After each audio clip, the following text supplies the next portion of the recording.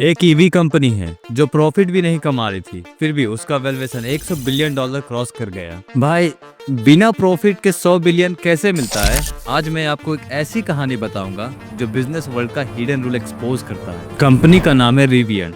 अगर Tesla EV world का king है तो रिवियन वो चैलेंजर था जिसके ऊपर पूरा दुनिया भर के इन्वेस्टर ने करोड़ों अरब पैसा डाला। और जब रिवियन स्टॉक मार्केट में लिस्ट हुआ तो फोर्ड जैसी पुरानी कंपनी से भी ज्यादा वैल्यूएशन मिल गई। पर कहानी यहाँ इंटरेस्टिंग होती है। डिलीवरी कम, प्रोडक्शन स्लो, प्रॉफिट जीरो, फिर भी वैल्यूएशन स्काई हाई। जब दुनिया के सारे ईवी स्टार्टअप सेडान्स और एसयूवीएस बनाने में लगे हुए थे, रिवियन ने एक अलग सोच रखी। हम एडवेंचर व्हीकल्स बनाएंगे, पिकअप ट्रक्स और ऑफ रोड एसयूवी। और अमेरिका में पिकअप ट्रक सबसे ज्यादा बिकता है, यानी रिवियन ने डायरेक्टली अमेरिका के सबसे बड़े मार्केट को टारगेट कर लिया, जहां टेस्ला अभी तक इंटर भी नहीं हुआ था। उन्होंने एक लाइफस्टाइल ब्रांड बनाया, premium design, long battery range और आउटडोर एडवेंचर का फील। इन्वेस्टर ने कहा, अगर ये कैटेगरी कैप्चर हो गई तो ये टेस्ला का नेक्स्ट मॉन्स्टर बन सकता है। दोस्त, वैल्यूएशन का गेम नंबर से नहीं, ट्रस्ट से शुरू होता है।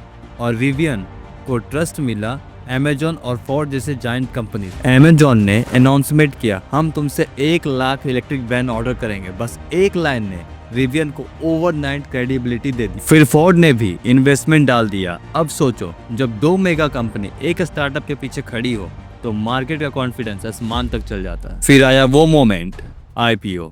और यहाँ शुरू होता है एक क्लासिक स्टॉक गेम। आईपीओ में इनसाइडर के शेयर लॉक होते हैं, मतलब ट्रेडिंग के लिए सप्लाई कम होती है, डिमांड हाई। और जब डिमांड हाई हो और सप्लाई लिमिटेड तो प्राइस क्या करेगा? ऊपर जाएगा। जैसे ही रिवियन लिस्ट हुआ, स्टॉक प्राइस बूम कर गया और वैल्यूएशन क्रॉस कर गया $100 बिलियन। लेकिन जब लॉकअप खत्म हुआ और इनसाइडर्स के शेयर मार्केट में आए, प्राइस डाउन हो गया। ये होती है शॉर्ट टर्म लिस्टिंग, पीओपी, एक क्लासिक बबल। पर टाइमिंग थी परफेक्ट। 2021 का टाइम ईवी मार्केट का गोल्डन एरा था।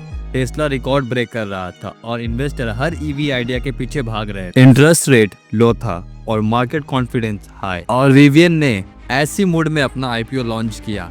टाइमिंग ही सब कुछ थी और हाइप मल्टीप्लाई हो गया। लेकिन असली कहानी आईपीओ के बाद शुरू होती है। उस वक्त रिवियन ने सिर्फ हंड्रेड्स ऑफ व्हीकल डिलीवरी किया था। 2022 और 2023 में कंपनी ने $बिलियन का लॉस रिपोर्ट किया। फिर भी इन्वेस्टर के लिए ये कोई इशू नहीं था, क्योंकि उन्होंने सिर्फ आज नहीं, फ्यूचर देखा। अगर ये स्केल अप हो गया तो नेक्स्ट 10 ईयर में ये टेस्ला लेवल बन सकता है।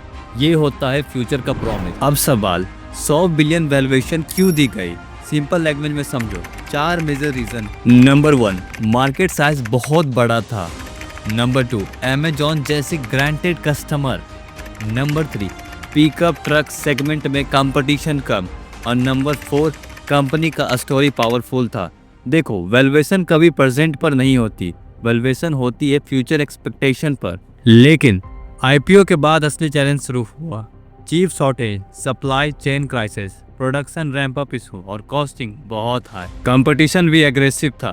इसका रिजल्ट, स्टॉक नीचे आया। लेकिन कंपनी रुकी नहीं। अमेजॉन के वैन डिलीवरी पे निकल गए, रिवियन ट्रक रोड्स पर दिखने लगे और कंपनी ने कॉस्ट ग्रेजुअली रिड्यूस करना शुरू किया। इस कहानी का सबसे बड़ा लेसन सिंपल है, मार्केट हमेशा प्रेजेंट को नहीं, फ्यूचर को प्राइस करता है। आज प्रॉफिट ना हो, प्रोडक्शन स्लो हो, लॉसेस हैवी हो, फिर भी वैल्यूएशन स्काई हाई हो सकती है, अगर इन्वेस्टर को लगे कि तुम कल का गेम चेंज कर सकते हो। रिवियन ने सिर्फ गाड़ियां नहीं बेची, एक विजन बेचा, एक फ्यूचर जहां एडवेंचर ईवी डोमिनेट करता है। और इन्वेस्टर ने उस फ्यूचर पर बेट लगाया। तो ये थी रिवियन की कहानी, एक स्टार्टअप जिसके पास प्रॉफिट नहीं था पर विजन था, और विजन ने उसको $100 बिलियन तक पहुंचाया। मैं हूं अभय और ये है न्यूक्ले, जहां हम बिजनेस और आइडिया के हिडन ट्रुथ को डिकोड करते हैं।